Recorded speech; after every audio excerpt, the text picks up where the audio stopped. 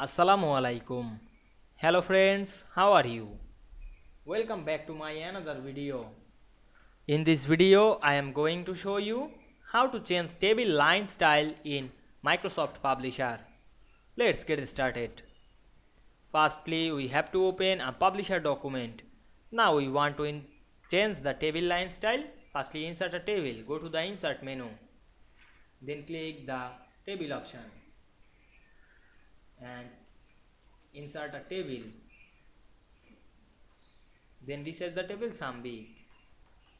Now we want to change the table style, line style. Select the whole table, click and drag on our mouse, then go to the table design menu, then click the pen wide option and choose 3pt, then click the line color option and choose any color. Now I select this yellow color, then click borders drop down menu and choose all borders, then click outside of the table, and now we can see we change the table line style this publisher document very easily.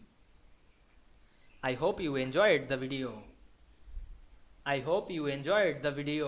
Please like, comment, share and subscribe my channel.